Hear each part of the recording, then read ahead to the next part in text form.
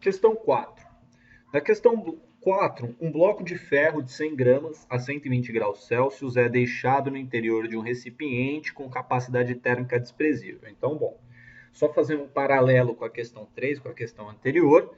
Na questão 3, nós tínhamos um recipiente onde nós considerávamos ele para as trocas térmicas, que é considerado um calorímetro real. Nesse caso, nesse exercício 4, nós temos um calorímetro ideal, onde a capacidade térmica dele é desprezível. É como se a capacidade térmica do calorímetro, que nós calculamos no item anterior, dá até para ver aqui em cima, né, no cantinho, ao invés de 20, fosse zero. Isso é que significa capacidade térmica desprezível, tá? É como se o C barra do nosso calorímetro desse problema fosse zero, certo? Então a gente desconsidera ele nas trocas térmicas. Então, quem vai estar trocando calor aqui? O bloco de ferro de 100 gramas com 500 gramas de água, certo? E a pergunta é sobre a temperatura final, sobre a temperatura de equilíbrio. Quem são os corpos que vão estar trocando calor aqui? Nós temos o ferro, então o calor do ferro mais o calor da água, ok? E a soma desses calores tem que dar zero. Bom, o ferro, ele vai estar inicialmente uma temperatura de 120, certo? E vai decair de temperatura, porque ele é o mais quente, então ele vai ceder calor para a água. O ferro não vai mudar de temperatura, certo? Porque entre os valores, né, máximos e mínimos, né, de 120 e 20 graus, não tem mudança de estado do ferro. E a mesma coisa para a água, certo? Alguém poderia se perguntar, pô, mas será que a água não vai evaporar? Será que a temperatura de equilíbrio não vai ser maior do que 100? Bom, nesse caso não vai ser, até porque nós temos uma massa 5 vezes maior de água, né? Então uma massa de água é de 500 gramas, quer dizer, e seria um pouco improvável, certo?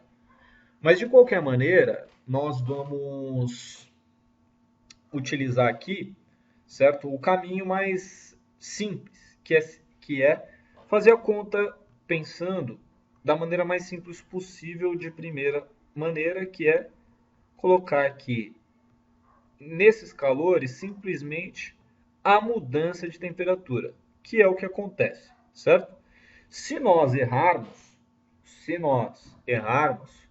se por acaso tiver mais do que uma mudança de temperatura, a nossa resposta para o equilíbrio térmico vai dar um valor absurdo, assim, né? Por exemplo, o que seria um valor absurdo? Um valor absurdo seria fazer essa conta que eu coloquei para vocês e dar, por exemplo, 110, certo? Bom, por que esse valor é absurdo? Porque a água, né, se por acaso a água, né, chegar na temperatura de 110, é porque ela saiu do 20, atingiu 100, depois evaporou, teve, né, mudança de estado, e depois atingiu a temperatura de 110. Então existem aqui 3 etapas, e não apenas uma, como eu vou colocar aqui, certo? Então, não poderia dar um valor, por exemplo, de 110, porque teria 3 etapas e eu só estou fazendo a conta com uma. Se o nosso valor for correto, ele tem que dar entre alguma coisa entre os 20 graus Celsius, que é a nossa temperatura inicial, e... Opa, tem um probleminha aqui. 20 graus Celsius, que é a nossa temperatura inicial, e a temperatura de mudança de estado, que é 100. Certo? Bom, então o que nós devemos fazer aqui? Novamente, só aplicação direta aqui da fórmula. No lugar do calor do ferro, esse calor do ferro, como eu disse para vocês, ele é um calor referente a uma mudança de temperatura. Então, no lugar do calor do ferro, do QFE, a gente vai colocar o MC ΔT, que é a fórmula que a gente usa para mudança de temperatura. E no lugar do calor da água, MC ΔT também, porque novamente, é o que a gente usa para mudança de temperatura. Então, a gente está trabalhando, no caso da água e do ferro, apenas nessa primeira parte aqui, que é a parte onde a água apenas muda de temperatura. Ela não é possível ter valores acima de 100 graus Celsius. Se a gente obter uma resposta onde a temperatura for acima de 100, é porque o que nós fizemos aqui está errado. Então, o que a gente precisa fazer? A gente precisa considerar que essa água, talvez, ela sofra uma variação de temperatura tão grande que ela não apenas mude de temperatura, mas também mude de estado, né, realizando aqui uma fase 2, tá? Mas vocês vão ver que a temperatura final vai dar alguma coisa aqui entre 20 e 100. Então, portanto, essa nossa ideia inicial está mais do que correta. Então, vamos lá. Qual é a massa inicial do ferro? Qual a massa do ferro? 100 gramas. Qual é o calor específico do ferro? 0,1. Qual a variação de temperatura?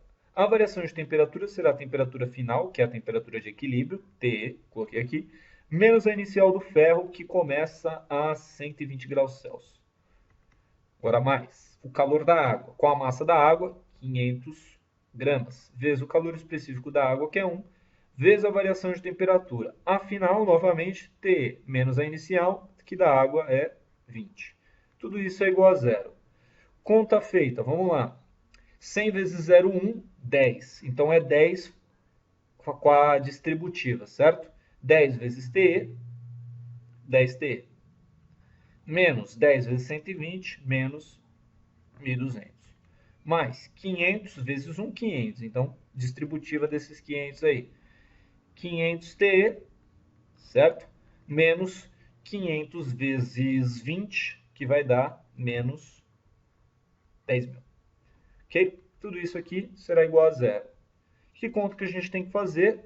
Nós temos que juntar esses valores, os valores com a incógnita, que no caso é 500TE com 10TE, que vai dar então 510TE. E esse 510TE, ele vai ser igual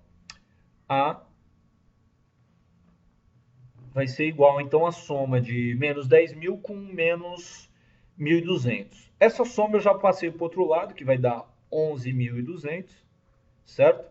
E aí, feita a divisão disso, nós temos que TE será 11.200 dividido por 510. Certo? Como é que a gente vai fazer isso? Calculadora. 11.200 dividido por 510. Quanto que isso deu? Deu quase 22, né? 21,96. Então, 21,96 graus Celsius. Tudo bem? Então, como eu disse para vocês, a nossa temperatura final dá um valor entre 20 e 100, certo? Porque nós consideramos que a única coisa que o calor recebido pela água fez foi uma mudança de temperatura. Se esse calor fizesse mais coisas, a nossa temperatura final deveria estar fora dessa margem de 20 a 100, certo? Então, se está dentro, faz mais do que todo sentido. Tudo bem? Beleza, então é isso.